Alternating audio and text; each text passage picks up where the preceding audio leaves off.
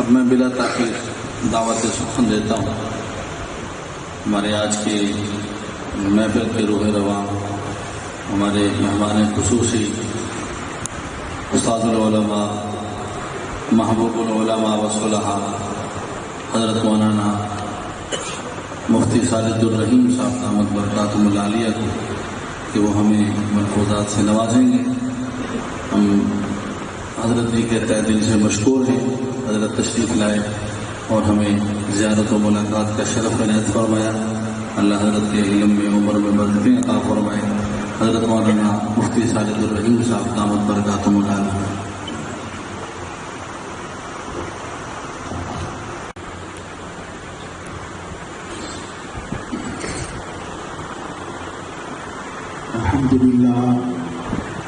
الحمد لله نحمده ونستعينه ونستغفره ونؤمن به ونتوكل عليه ونعوذ بالله من شرور أنفسنا ومن سيئات أعمالنا من يهده الله فلا مضل له ومن يضلله فلا هادي له ونشهد أن لا إله إلا الله وحده لا شريك له ونشهد أن سيدنا ومولانا محمدا عبده ورسوله وصلى الله تعالى على خير خلقه محمد وعلى آله وأصحابه وبارك وسلم تسليما كثيرا أما بعد فأعوذ بالله من الشيطان الرجيم بسم الله الرحمن الرحيم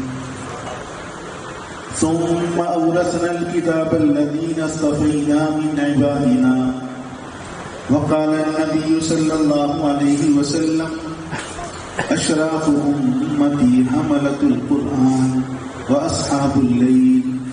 صدق الله مولانا العظيم وصدق رسوله النبي الكريم ونحن على ذلك من الشاهدين والشاكرين والحمد لله رب العالمين. نہایت قابل احترام اسٹیج پر تشریف فرما ہمارے علاقہ بھر کے علماء کرام، خصوصاً ہمارے آج کے مہمان خصوصی حضرت مولانا زاہد الراشدی دامت برکاتہم العالیہ، اور علاقہ بھر سے ہمارے بزرگ بھائی جو تشریف لائے ہوئے ہیں، سب کی خدمت میں السلام علیکم ورحمۃ اللہ وبرکاتہ. ماشاءاللہ آج کی تقریب اور یہ آخر میں اس کی جھلکیاں دیکھ کر دل خوشی سے بھرا ہوا ہے. میں بیٹھا یہی سوچ رہا تھا کہ میں کن الفاظ سے اپنے جذبات کا اظہار کروں کہ یہ ننھے منھے بچے جن کی زبان سے میرے آقا کے فرامین وہ نکل رہے ہیں اور آپ کی سماعتوں سے ٹکرا رہے ہیں. آپ کو معلوم ہے میرے آقا کے فرامین کیا ہوتے ہیں؟ میرے آقا کے جتنے فرمان ہیں میرے آقا کے باطن سے نکلے ہوئے نورانی لڑیاں ہیں جو ان آپ کے دل سے نکلی اور ان معصوم بچوں کے دل میں آ کر جاگزی ہوئی. یہ اتنی بڑی دولت ہے یقین جانے ہفت اقلیم اس کی دولت اس کے سامنے ہی جائے. آپ تھوڑی دیر کے لیے مجھے بتائیں، اگر آپ کو کوئی یہ بتا دے کہ یہ میرے پاس وہ پانی ہے جس میں آقا کریم صلی اللہ علیہ وآلہ وسلم کے منہ مبارک کچھ دیر ڈبوئے گئے تھے، یہ وہ کنواں بیر غرض جس میں میرے آقا کریم صلی اللہ علیہ وآلہ وسلم کا لعاب دہن شامل تھا،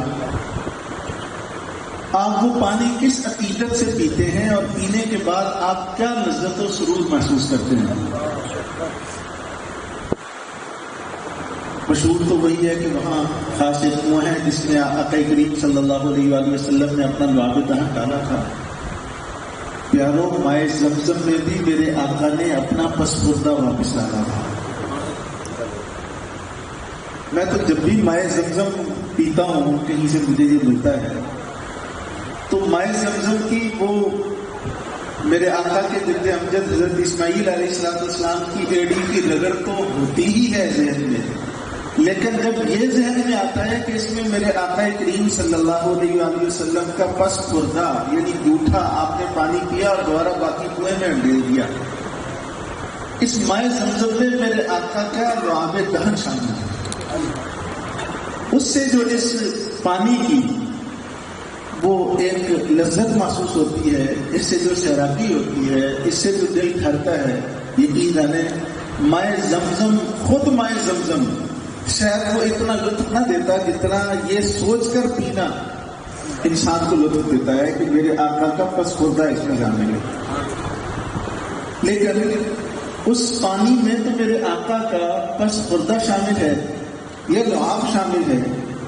یہ جو فرامین بچے پڑھ رہے تھے ایک ایک جملے نے میرے آقا کے زبان و دہن کو نہ صرف چوما بلکہ میرے دل میرے آقا کے قلب اطہر میں قرار پکڑے رکھا نہ جانے کتنی مدت، اور پھر زبان و دہن کو چومتا ہوا باہر آیا اور آج ایک معصوم بچوں کی زبان و دہن سے ان کے قلب اطہر میں جا کر جاگرش ہو رہا ہے. کتنی بڑی دولت ہے. حدیث، کوئی بھی حدیث جب آپ پڑھتے ہیں یہ وہی جملے ہیں جو میرے آقا کریم صلی اللہ علیہ وسلم کی زبان اقدس سے ادا ہوئے ہیں. اگر آپ کا چھوٹا بچہ جب کم عمر ہوتا ہے اس میں توتلا مساوقات توتلی باتیں کرتا ہے، بچپن میں بچہ اس کے جملے ہوتے ہیں کوئی نہ کوئی جو بہت ہی پیارے لگتے ہیں والدین کو. وہ تے کہہ رہا ہوتا ہے یا تے کہہ رہا ہوتا ہے، تو وہ جملہ جو توتلی اس کی زبان ہے اگر کوئی اور بولے آپ کو اس پر کتنا پیار آئے گا کہ آپ کے بچے کی زبان بول رہے ہیں. تو جو میرے اللہ کے محبوب کی زبان بولنے کا اللہ کو اس پر کتنا پیار ہے کہ اللہ کریم کی کیسی رحمتیں متوجہ ہوتی ہیں.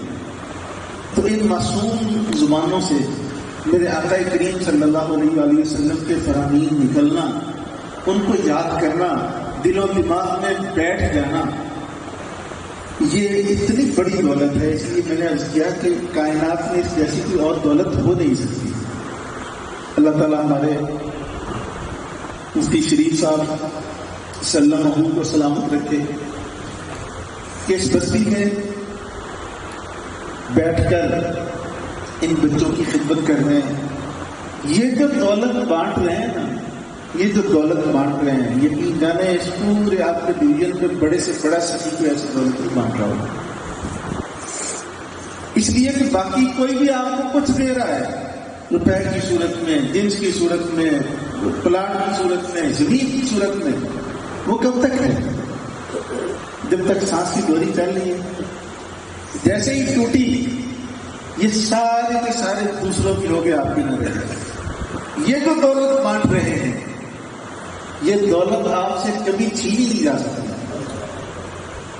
یہ آپ کے ساتھ قبر میں بھی، حشر میں بھی اور خود جنت میں آپ کے ساتھ جائے گی. بلکہ ہر جگہ جہاں آپ کو وحشت محسوس ہوگی یہ بہترین ہمشین ثابت ہوگا. جہاں آپ کو ظلمتیں محسوس ہوں گی وہاں یہ روشنیاں بن کر سامنے آ جائیں گی. تو یہ وہ دولت یہاں سے بڑھ رہی ہے. اللہ کریم ان کی عمر میں عمل میں مزید برکتیں عطا فرمائے اور خدمات قرآن، یہ سارے قرآن کریم کی خدمات ہی کی شعبے ہیں. غالباً عنوان بھی عظمت قرآن تھا. تو قرآن جیسے احادیث میرے آقا کریم صلی اللہ علیہ وآلہ وسلم کی باطن سے نکلا ہوا نورانی نور ہے، اسی طرح قرآن کریم اللہ کے باطن سے نکلا ہوا نورانی نور ہے. اللہ کے باطن سے نکلا ہوا نور لوح محفوظ کے اندر محفوظ ہوا اور وہاں سے چلا، اور اس کے ساتھ جس کو جو ادنا سی نسبت نصیب ہوئی وہ اتنا ہی اونچا ہوتا چلا گیا، اس لیے کہ کلام اتنے اونچے کا ہے، اتنی عظیم ذات کا ہے کہ جس کی مثال ہی دنیا میں نہیں ہے، دنیا آخرت میں نہیں ہے۔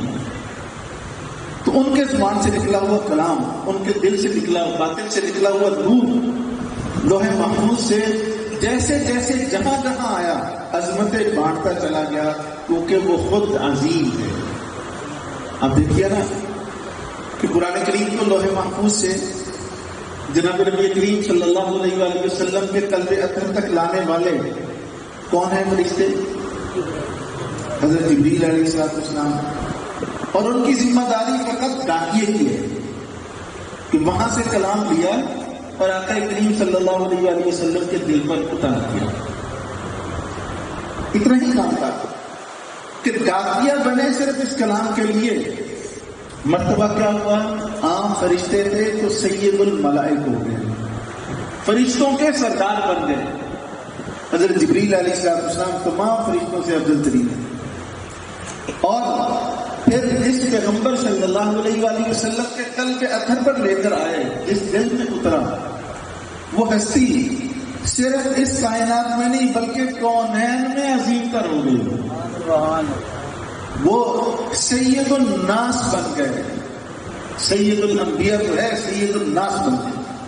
اتنا اونچا مقام میرے آقا کا، کیوں؟ اس بڑے کی کلام سے یہ نسبت ہے۔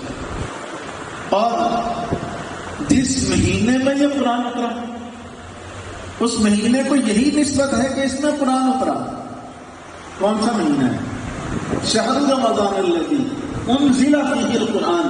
اللہ جل جلالہ ارشاد فرمانے یہ رمضان وہ مہینہ ہے جس میں قرآن اترا۔ اتنی سی نسبت کہ اس میں قرآن کریم نازل ہوا تو وہ تمام مہینوں کا سردار ہو گیا، سید الشہور۔ نسبت تو اتنی سی ہے۔ اور جس رات میں قرآن اترا، جس رات میں قرآن اترا، کس میں اترا؟ لیلۃ القدر میں۔ اللہ نے اس رات کی شان میں پوری ایک سورت اپنے کلام میں نازل فرما دی۔ انا انزلناہ فی لیلۃ القدر وما ادراک ما لیلۃ القدر۔ ہم نے اس قرآن کریم کو لیلۃ القدر میں نازل کیا۔ آگے جو اللہ کریم کا کتاب ہے نا، وما ادراک ما لیلۃ القدر، اے نہ قدر تمہیں کیا پتا لیلۃ القدر کیا ہے؟ اے نہ قدر تمہیں کیا پتا لیلۃ القدر کیا ہے؟ ساتھ فرمایا لیلۃ القدر خیر من الف شہر۔ یہ جو لیلۃ القدر ہے نا، یہ تمہاری ساری زندگی سے زیادہ قیمتی ایک رات ہے۔ تمہاری ساری زندگی ایک طرف، اس رات میں عبادت ایک طرف، یہ رات تمہاری پوری زندگی کی عبادت پر بھاری ہے۔ کیسے؟ فرمایا لیلۃ القدر خیر من الف شہر، 1000 مہینے سے کہیں افضل۔ اور 1000 مہینے کے حضرت شیخ الحدیث رحمہ اللہ نے فضائل اعمال میں لکھا 83 سال کچھ مہینے بنتے ہیں۔ آپ بھی کیلکولیشن کر سکتے ہیں۔ تو 83 سال کچھ مہینے، یہ تو 1000 کے ہیں، لیکن اللہ نے فرمایا خیرن، اس سے بھی کہیں بہتر۔ کتنا؟ 2 گنا، 10 گنا، 20 گنا، 50 گنا، 100 گنا، وہ نہیں آگے بڑھتی۔ لیکن میری اور آپ کی طبی عمر کتنی ہے؟ 60 سے 70 سال، اور میرے ایج میں جو ہے نا اس وقت وہ 50 سے 60 اس سے آگے نہیں جانے والی۔ پرانے بزرگوں کی بات کر رہے ہیں، وہ 60 سے 70 سال کے بیچ ہے۔ اب تو 50 سے 60 سال کے بیچ آ گئی ایوریج زندگی۔ تو اور اللہ کریم اس ایک رات سے متعلق فرمایا کہ 1000 سال سے بھی کہیں بہتر، 1000 مہینے سے بھی کہیں بہتر، یعنی 83 سال سے۔ تو ہماری ساری زندگی اگر وہ 70 سال کی بھی ہے تو اس ایک رات کی عبادت اس سے زیادہ ہے ہی نہیں۔ اور جو ہماری ساری زندگی ہے اس کے اندر ساری زندگی عبادت کی نہیں ہے۔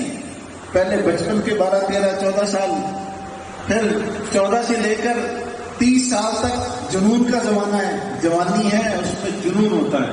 عبادت کیا ہوتی ہے پتہ نہیں۔ صرف ایک ہی اس کے سامنے شہوات، جذبات، خواہشات کے پردے ہیں. اور کہیں 30-35 سال کی عمر میں جا کر جب تھوڑے سے پردے اترتے ہیں اسے نظر آتا ہے اچھا آگے بھی جانا ہے. پھر کبھی مسجد آ جاتا ہے.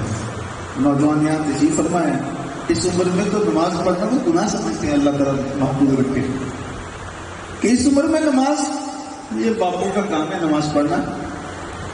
پیارے، کیا آپ کے پاس کوئی اللہ کریم سے آپ نے ایگریمنٹ کر رکھا ہے کہ آپ بوڑھے ہو کر ہی جائیں گے؟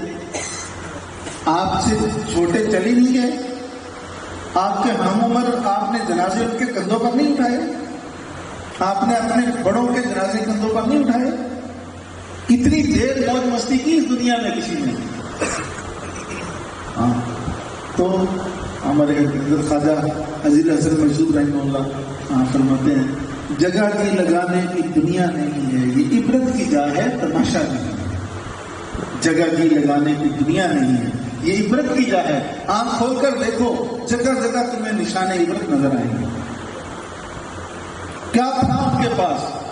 یہ تو اللہ کا گھر ہے، اس سے باہر نکلے آپ کو جو ٹکڑا زمین کا نظر آ رہا ہے، اس ٹکڑے کے ہزاروں لاکھوں کروڑوں مالکان گزر چکے ہیں. اور اب آپ مالک ہیں کتنے دن کے؟ جب انسان کی نام وراثت کرتی ہے تو عام طور پر 40-45 سال کا ہوتا ہے اور 15 سال کے لیے مالک بنتا ہے. تو اس میں کسی کا اپنا ہے؟ ہمارے بزرگ کو شریف فرمائے نا، بزرگوں کہیں ایک کسی محلے میں رہتے تھے تو کسی نوجوان نے پوچھا بابا جی کا اپنا ہے؟ نہیں کہتا پتر کرائے پہ. کسی کرائے پہ رہتے ہیں؟ کہتے پتر اتنے سارے کرائے پہ، پتر اتنے سارے کرائے پہ، ہم سب لیز پر ہیں، الاٹ نہیں ہے. الاٹی زمین آگے ہے، وہ اس دنیا سے 10 گنا بڑی جنت اللہ الاٹ کریں گے ایک مسلمان کو.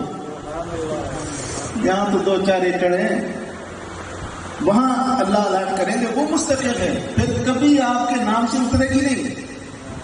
یہ تو کروڑوں مالکان اس کی گزر چکے ہیں. آپ کی کہاں سے یہ زمین ہے؟ آپ کی کہاں سے یہ جائیداد ہے؟ تو عرض کر رہا ہوں کہ وہ رات لیلۃ القدر، اس کی اتنی قدر و قیمت، اتنا بلند مقام کیوں کہ قرآن کریم اس رات میں اللہ کی باطن سے لوح محفوظ کے اندر محفوظ ہوا. یہ تو ہے اس رات میں اتارا، یعنی اللہ کے باطن سے لوح محفوظ. لوح محفوظ سے میرے آقا کے قلب اطہر تک کئی سال کا عرصہ لگا. تو اس ایک رات اس کو اتنی نسبت ہے کہ قرآن کریم باطن سے دور نکل کر لوح محفوظ کے اندر محفوظ ہوا. اس کا اتنا اونچا مقام. میں نے عرض کیا نا، اس قرآن کریم کے ساتھ جو بھی تھوڑی سی نسبت کسی کو ہو گئی وہ عظیم ہوتا گیا، چاہے اس کی نسبت اتنی ہی ہے کہ قرآن کریم کے ساتھ وہ لگ گیا. آپ کی مسجد میں قرآن کریم پڑھے ہوں گے تو اس کے اوپر جو جلد ہوتی ہے گدا ہوتا ہے. گدا کس چیز کا بنتا ہے؟ توڑی، بھوسا. اور بھوسے کا گدا بنتا ہے کسی فیکٹری کے اندر، کٹتا ہے، اس کی لائف زیادہ سے زیادہ 5-6 سال ہوتی ہے. لگا ایک ہی پورا اس کا پیس تھا، اس میں سے پیس کٹے، ایک قرآن کو لگ گیا، کوئی انگلش کی کتاب ہو، کوئی معاشرتی اور کوئی میتھ اور کوئی دوسری کتابوں کو. لیکن یہ جو گتا جہاں لگا 5-6 سال کے بعد جب اس کی لائف پوری ہوئی تو یہ پھولنا شروع ہو جاتا. اگر اس کا پیس آپ کی نظروں کے سامنے کبھی مسجد کے اندر الماری میں پڑا ہوا ہوا تیز چلی ٹوٹ کر نیچے مسجد میں، باہر کی بات نہیں کرتا، آواز انشاءاللہ پہنچ جائے گی مجھے. یہاں مسجد میں اللہ کے پاک گھر میں وہ گتا گرتا ہے. آپ مجھے بتائیے، میں حضرت کی بات نہیں کر رہا، میں اہل علم کی بات نہیں کر رہا، میں اس گاؤں کے گناہگار ترین انسان جس کو آپ سمجھتے ہیں اس کے سامنے قرآن کریم کا گتا ٹوٹ کر نیچے گرتا ہے. دل پر ہاتھ رکھ کر بتائے اس کے دل پہ کیا گزرتا. گناہگار سے گناہگار انسان جو کبھی مسجد داخل نہ ہوا ہو، جس نے قرآن کریم پڑھا بھی نہیں ہے، لیکن اس کے سامنے قرآن کریم کا گتا ٹوٹ کر किसी गंदी जगह में नहीं, अल्लाह पाक के पाक घर के अंदर गिर जाए, उसके दिल पे क्या गुजरती है, उसका रद्द-ए-अमल क्या होता है। एकदम दौड़ता है, पकड़ता है, चूमता है, आंख के साथ लगाता है, सर पर रखता है, फिर सीने के साथ लगाता है, फिर उसको उठाकर ऊंची जगह पे रखता है। क्यों? वही गत्ता जो इंग्लिश किताब के साथ लगा हुआ था, उसकी म्याद भी पूरी नहीं, 1 साल उसने निसाब मुकम्मल हो गया उसका, किसी ने बाहर फेंक दी, आप उसके ऊपर पांव रखकर गुजर जाते हैं। लेकिन इस गत्ते की ये कदर और कीमत क्यों इतनी अजीम हो गई कि वो भूसा उसने कुरान करीम को पढ़ा नहीं, उसने अपने अंदर समोया नहीं, सिर्फ उसके साथ कुछ दिन जुड़ा रहा, उसका मर्तबा इतना ऊंचा हो गया कि आज गुनाहगार से गुनाहगार इंसान भी अगर उसके सामने उसकी थोड़ी सी बेअदबी हो तो वो फड़क जाता है।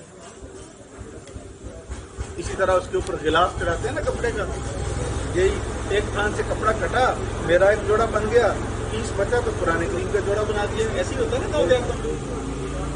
अब मेरे बदन पर लगने वाला कपड़ा एक दिन रहता है, फिर खुशबूदार सर्फ से धुलता है, फिर इस्त्री होता है साफ सुथरा, और पुराने करीम को जो कपड़ा जोड़ा पहना देते हैं हमारे गांव देहातों में, वो बस फिर धोना और इस्त्री करने के द्वारा सवाल नहीं होता, चलता रहता है साल 2 साल, उसके ऊपर मैल भी आ जाती है, वो इस्त्री भी उसको सलवटें भी पड़ जाती हैं। कभी किसी ने देखा कि वो है, उतार दिया उसको, दिल देखी, हवा चली, किसी गुनाहगार मुसलमान के सामने मस्जिद के अंदर गिर गया, क्या रद्द-ए-अमल होगा? सोचेगा उस वक्त कि इसको तो जरासीम लगे हुए हैं, इस पर तो मैल है, ये तो साफ नहीं है। कितना नफीस इंसान क्यों ना हो, उसके सामने कुरान करीम का मैला तरीन गिलाफ बगैर इस्त्री शुदा अगर वो गिरता है, उसे भी उठाकर बगैर सोचे समझे चूमेगा, आंखों के साथ लगाएगा, सर पर लगाएगा। अगर उसको शायद इसके अंदर जरासीम है तो शायद उसको चमार लगा दे। अरे तुम ये कह रहे हो कि पुराने दीन के खिलाफ में जरासीम हो सकते हैं? अगर है तो लग जाए मुझे। क्यों? पुराने करीम के साथ उसने कुछ साल 2 साल गुजार दिए। इस कुरान करीम के साथ इतनी देर जुड़ना, उसने पढ़ा नहीं है कुरान को, उसने अपने दिल में महफूज नहीं किया, लेकिन उसका इतना ऊंचा मकाम कि आज हर दिल में, जिस दिल में ईमान है उस दिल में वो काबिल एहतराम। तो अगला मैं सवाल क्या करता हूं कि अगर गत्ता चंद दिन, अगर कपड़ा चंद दिन कुरान करीम से लगता है, इतना ऊंचा मकाम पा जाता है, तो जिन सीनों में कुरान करीम महफूज हो गया, जो जुबानें सुबह शाम कुरान करीम को पढ़ती हैं, जो 24 घंटे कुरान में रहती हैं, उसका मर्तबा व मकाम क्या होगा? वो शायद गिलाफ और गत्ते का मर्तबा तो आप जानते हैं, लेकिन जिस सीने के अंदर कुरान महफूज हुआ उसका मर्तबा मकाम आप नहीं जानते, आसमान वाले जानते हैं। जब हाफिज कुरान पढ़ता है ना, हदीस पाक में कि फरिश्ते टूटते हैं जब तिलावत हो रही होती है, वो जानते हैं ये किसका कलाम है। तो मैं आपसे एक ही गुजारिश करूंगा, लंबा चौड़ा नहीं, कि देखें हम उस गत्ते की तौहीन, उस गिलाफ की तौहीन को आप लोग तो कुफर का दर्जा उसको दे दोगे, हालांकि कुफर नहीं है अल्लाह तरफ से। आपके सामने अगर उसकी बेअदबी कर दे, गुस्ताखी कर दे, तो शायद आपके हाथों से कत्ल हो जाए। आपके सामने अभी जड़ा वाले के अंदर क्या हुआ कि किसी ने तौहीन कर दी और आपकी उसकी कोई जिल्द की, और उसके गत्ते की कोई तौहीन करे। एक आम मुसलमान फतवा क्या है और कानून क्या है, उसको उस वक्त होश नहीं रहती कि कुरान की तौहीन करता है, मेरा जो बनेगा बनेगा, इसको नहीं छोड़ूंगा।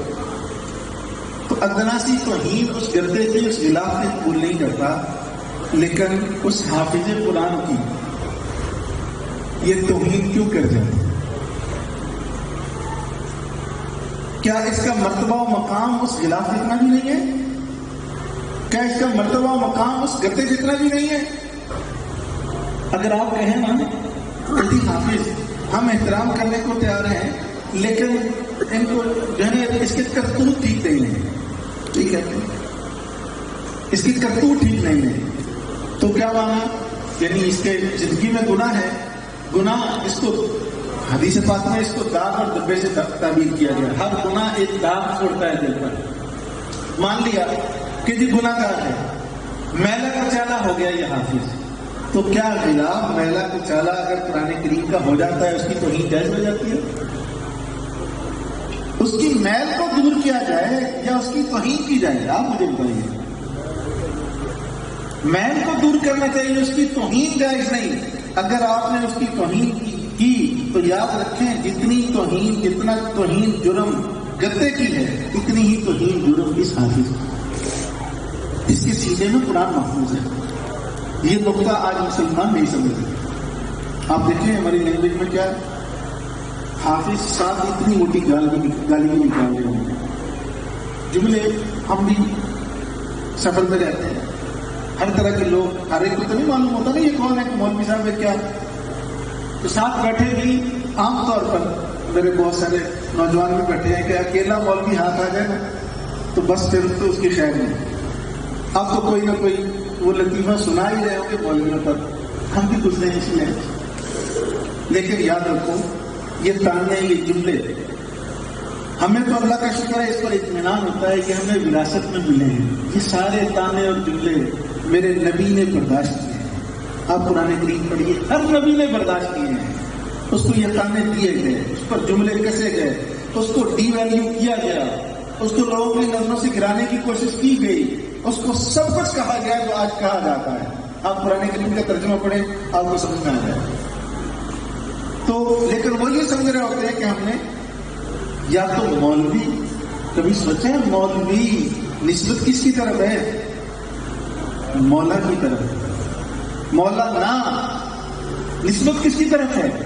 مولا کی طرف. اگر مولوی کہہ کر آپ ساتھ گالی نکال رہے ہیں، کس کو گالی نکال رہے ہیں؟ کبھی سوچیں کس کو گالی نکال رہے ہیں؟ یہ ہمارے یہاں جرم نہیں ہے. تو یہ جو نیک مجالس ہوتی ہیں اس میں الحمدللہ قرآن کریم کا، حدیث پاک، اس کا ادب احترام تو ہے. جس کتاب میں نقوش لکھے ہوئے ہیں اس کا ادب و احترام ہے. جس سینے میں محفوظ ہے اس کی توہین کو ہم ضروری سمجھتے ہیں. یہ کتنا بڑا جرم ہے بھائی. جیسے ہم اس گدے کا ادب ضروری سمجھتے ہیں جس سینے میں قرآن آ گیا، چاہے اس کے کرتوت ٹھیک بھی نہ ہو، آپ نے قرآن کریم پر نظر رکھ کر اس کا ادب کرنا ہے. بڑی عجیب ایک نقطے کی بات عرض کر کے بات ختم کرتا ہوں. ہمارے اکابر نے لکھا، بزرگوں نے لکھا، عارفین نے لکھا کہ جو انسان اس کے دل میں کسی حافظ یا عالم کی نفرت، بغض موجود ہے نا، اس کی نسل میں کبھی حافظ عالم پیدا نہیں ہوتی. بڑی خطرناک بات ہے یہ. جس دل میں کسی مولوی کی، حافظ کی نفرت ہے، اللہ اتنے غیور ہیں اس کی نسلوں میں حافظ اور عالم ختم کر دیتے ہیں. اور ایک انسان کتنا بھی گناہ گار کیوں نہیں ہے، کتنا بھی بڑا فاسق فاجر کیوں نہیں ہے، لیکن اس کے دل میں حافظ عالموں کی محبت ہے، اللہ اس کی نسلوں میں حافظ عالم پیدا کر دے. کتنے ہی لوگ ہیں وہ چاہتے ہیں کہ ان کا بچہ حافظ ہو، ان کا بچہ عالم ہو، بڑا شوق ہے کہ ہمیں، لیکن 100 جتن کر لیتے ہیں ان کا بچہ حافظ نہیں ہوتا. ان کا بچہ کہتا ہے مجھے جان سے مار تو مر جاؤں گا لیکن حافظ نہیں بنوں گا. کیوں؟ لوگ کہتے ہیں پھر بھی مولوی صاحب نہیں چنگا، سرکاری صاحب نہیں چنگا، مدرسہ نہیں چنگا. تانا دیں گے مدرسے کو، مولوی کو. کبھی یہ بھی سوچا کہ میرے دل میں تو کسی عالم حافظ کی نفرت اور بغض نہیں ہے. اگر بغض تھا، یہ ہے، تو پتھر پر لکیریں آپ کا بچہ حافظ عالم نہیں کر سکتا. آپ کیسے اللہ کو راضی کرو گے؟ آپ سارے جرم آپ کی زندگی میں ہیں. اگر آپ حافظ عالم بنانا چاہتے ہیں، کسی عالم حافظوں سے محبت شروع کر دو، اللہ آپ کی نسلوں میں پیدا کر دیں گے. ابھی ہمارے بزرگ کیا نام تھا جن کے گھر کھانا کھایا؟ میاں شمشاد صاحب بیٹھے ہوئے تھے، کہہ رہے جی کھانا تو مجھے تو نہیں پتا کون ہے بزرگ، تو بتایا انہوں نے. کھانے کی بڑی محبت کا اظہار کر رہے تھے. مجھے اپنے والدین یاد ہے. آج اگر میں یہاں آپ کے سامنے کو 2-4 کلمات بزرگوں کے سامنے جسارت کر کے کہہ رہا ہوں وہ کیسے بن گئے، اس میں ہمارا تو کوئی کمال نہیں تھا۔ یہ دیکھا کہ ہمارے ماں باپ کے دل میں، وہاں جیسے علاقے میں ہمارے پرانی باتیں ہیں، 1985-86 کی باتیں ہیں، کہ اس وقت کوئی عالم آتا نا علاقے میں تو ہمارے والد صاحب یا والدہ ان کی عادت تھی کہ جا کر کیا کرو، کھانا ہمارے گھر میں ہو، اور جب کھانا ہمارے گھر میں ہونا تو ہمیں یہ پتہ چلنا کہ یہاں سے مولانا آ رہے ہیں، اور یوں والدہ تعارف کرایا کرتی تھی جیسے کوئی وزیر اعظم آ رہا ہے۔ اس کے لیے دیسی مرغ، دیسی گھی میں اس کے لیے آدھا کلو گھی جو گھر کے اندر دیسی گھی ہوتا تھا وہ تیار کرنا، شکر ہو وہ، تیل ہے وہ، مونگ پھلی ہے وہ بھی ان کو ہدیہ دینا۔ ہم سمجھتے تھے کہ مولوی اتنی بڑی چیز ہے کہ اس کا آنے پر اتنا پروٹوکول ہے، تو وہ مہمان ہمارے گھر میں، علماء جو آتے تھے کھانا ہمارے گھر میں ہوتا تھا۔ اب ہمارے ذہن میں کہ اتنا اونچا مقام ہے عالم کا، تو بنتے گئے، جب مولوی بن گئے بعد میں پتہ لگا کہ سارے جہانیاں گالیاں تو کھانے واسطے مولوی اللہ نے پیدا کیا۔ ہم تو سمجھتے تھے کہ یہ کوئی وزیر اعظم کا مرتبہ ہے، بعد میں جا کر پتہ چلا کہ معاشرے میں تو کہتے ہیں اس سے بیکار چیز ہی کوئی نہیں ہے۔ لیکن اللہ تعالیٰ کا لاکھ لاکھ شکر ہے، جیسے کہ میں عرض کر رہا تھا، ایسا نہیں ہے پیارو، اللہ اگر اپنے دشمنوں کو بھوکا نہیں مرنے دیتا نا، جو اللہ کا ہو جاتا ہے اللہ کے قرآن کے ساتھ جاری کر لیتا ہے، کبھی بھوکا نہیں مر سکتا۔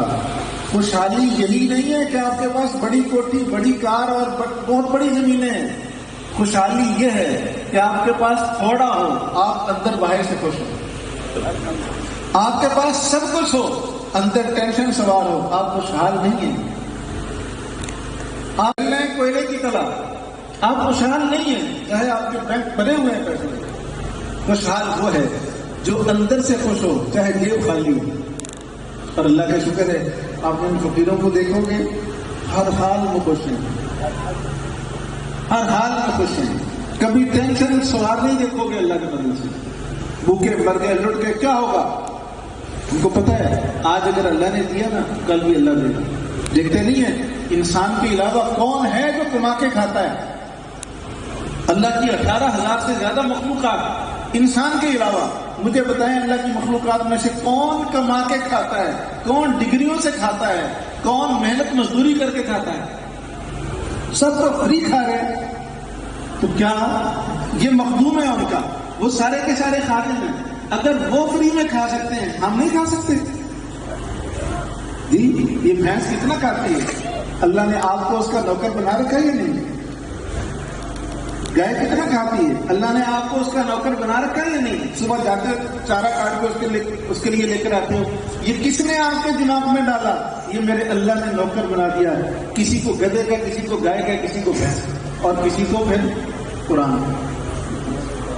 ٹھیک ہے، تو یہ جو بات کر رہے تھے کہ آج پہلے یہ کہا جاتا ہے مولوی بن کر کھائے گا کہاں سے، تو مولانا ہمارے تھے کہ بعد میں کہتے ہیں مولوی کھاتے بہت ہیں، بھائی اللہ کھلاتا ہے نا۔ اب ہم نے کہا تھا ہمارے لیے جناب آپ کو کٹا کڑائی بناؤ اور اتنے کھانے رکھو گے ہم وہ چلو جائیں، آپ لوگوں کی محبت تھی نا۔ میں دعوے سے کہتا ہوں یہاں سے اٹھ کر میں کسی بھائی کے گھر چلا جاؤں، اس کے گھر میں جو کچھ ہوگا میرے سامنے آ جائے گا، ایسا ہے ہی نہیں۔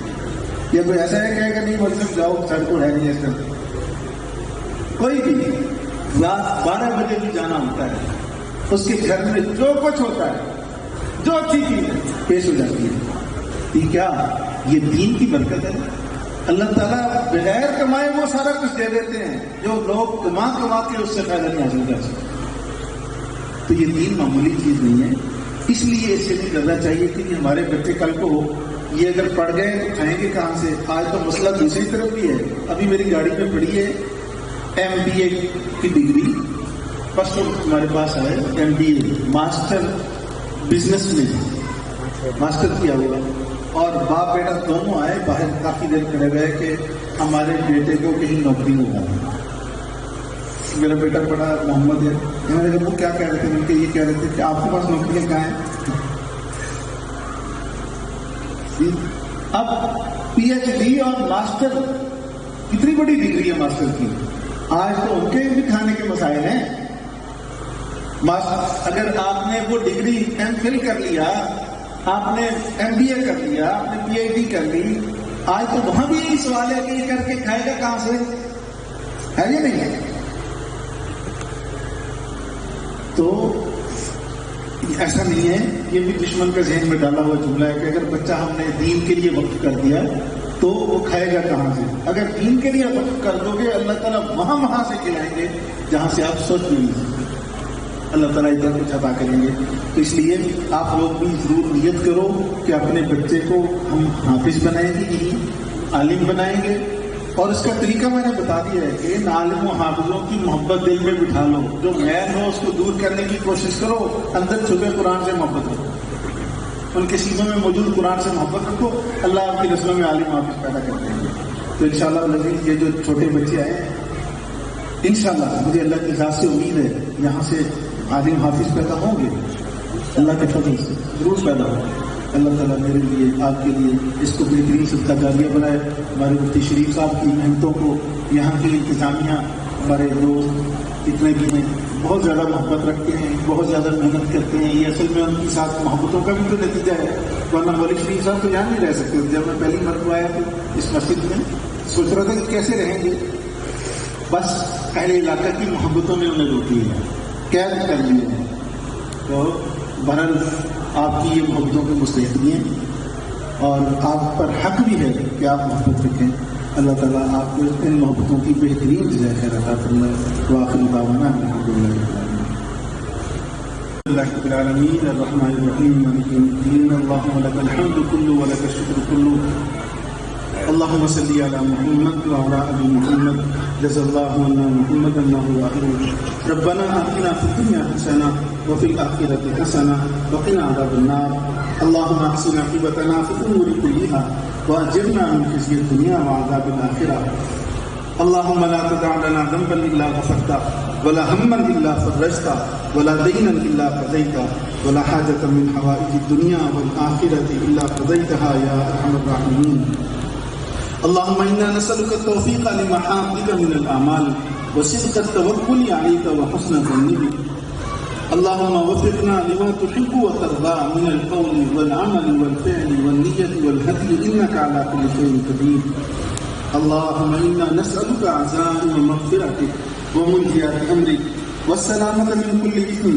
والغنيمة من كل بر والفوز بالجنة والنجاة من النار اللهم إنا نسألك حبك وحب من يحبك وحب عمل يقربنا إلى حبك اللهم إنا نسألك علما نافعا ورزقا واسعا وقلبا خاشعا وعملا متقبلا یا اللہ کریم، یا اللہ کریم، ہمارے جتنے بزرگ بھائی یہاں تشریف فرما، یا اللہ سب کو اپنی بارگاہ میں قبول فرما، یا اللہ کریم سب کے آنے کو یا اللہ اپنی بارگاہ میں قبول فرما، یا اللہ سب کو اپنے شان اجر عظیم عطا فرما، یا اللہ کریم، یا اللہ کریم، یا اللہ کریم، ہمارے جن بچوں نے یہاں یا اللہ سبق کرنے پڑھا، یا اللہ کریم اس کے مطابق اب ان کو عمل کی بھی توفیق نصیب فرما، یا اللہ کریم ان کو مزید توفیقات سے نواز دیجیے، یا اللہ ان کو حافظ بھی بنا، یا اللہ ان کو عالم بھی بنا، یا اللہ ان کو عامل بھی بنا، یا اللہ کریم اس ادارے کو، ہماری اس مسجد کو پورے علاقے کے لیے مرکز رشد و ہدایت بنا، مینار نور بنا، یا اللہ کریم، یا اللہ کریم، یا اللہ کریم، ہمارے حضرت مفتی شریف صاحب یا اللہ کریم ان کے علم میں، عمل میں، اخلاص میں مزید برکتیں عطا فرما، یا اللہ کریم مزید ترقیات سے نوازیے، یا اللہ کریم ہمارے حضرت مولانا زاہد الراشدی صاحب دامت برکاتہم العالیہ تشریف فرما، یا اللہ ان کے علم میں، عمل میں مزید برکتیں عطا فرما، یا اللہ کریم، یا اللہ کریم، یا اللہ کریم حضرت کے فیوزات یا اللہ پورے علاقے میں عام و تام فرما، یا اللہ کریم، یا اللہ کریم ہم سب کو قدردانی کی توفیق عطا فرما، ہمارے اسٹیج پر تشریف فرما جتنے حضرات علماء کرام ہیں، یا اللہ کریم، یا اللہ کریم، یا اللہ کریم ان کی زندگی میں برکت عطا فرما، یا اللہ کریم، یا اللہ کریم انہیں موفق بنا، معیت بنا، یا اللہ قبولیت نصیب فرما، مقبولیت نصیب فرما، نافیت تامہ نصیب فرما، ہمارے جتنے بزرگ بھائی یہاں تشریف لائے ہوئے یا اللہ کریم، یا اللہ کریم جتنے ان کے دلوں میں جائز حاجتیں ہیں یا اللہ ایک ایک کی نیک حاجت کو پورا فرما، ہمارے تمام بیماروں کو شفا عطا فرما، تمام مقروضوں کے قرض ادا فرما، تمام حاجت مندوں کی حاجت روائی فرما، بے اولادوں کو اولاد عطا فرما، اولاد والوں کی اولاد کو نیک بنا، ان کی آنکھوں کی ٹھنڈک بنا، یا اللہ ہمارے جتنے مسلمان بھائی بہنیں اپنے بچے اور بچیوں کے رشتوں کے سلسلے میں پریشان، یا اللہ ان کی بچیوں کو بچوں کو نیک گھر عطا فرما، نیک رشتے عطا فرما، یا اللہ ہمیں دنیا آخرت کی ہر خیر ہر بھلائی نصیب فرما، عافیت نصیب فرما، ہمارے گھروں کی بیماریاں دور فرما، ہمارے گھروں سے نحوستیں ختم فرما، ہمارے گھروں میں اپنی خاص برکتیں رحمتیں نازل فرما، یا اللہ ہماری قبر حشر کی ساری منزلیں آسان فرما، میدان حشر میں ہم سب کو جناب نبی کریم صلی اللہ علیہ وآلہ وسلم کی شفاعت نصیب فرما، اور جنت میں آپ ہی کے قدموں میں ہم سب کو جگہ عطا فرما، یا اللہ جب تک جئیں تو دین کے مطابق سنت کے مطابق زندگی گزارنے کی توفیق عطا فرما، یا اللہ جس وقت اس دنیا سے جائیں تو ہم سب کو حسن خاتمہ نصیب فرما، یا اللہ جو مانگا وہ بھی سب کچھ عطا فرما، جو مانگنا چاہیے تھا نہ مانگ سکے یا اللہ وہ بھی ہمیں عطا فرما، وصلی اللہ تعالی علی خیر خلقہ محمد وعلی آلہ واصحابہ اجمعین برحمتک یا ارحم۔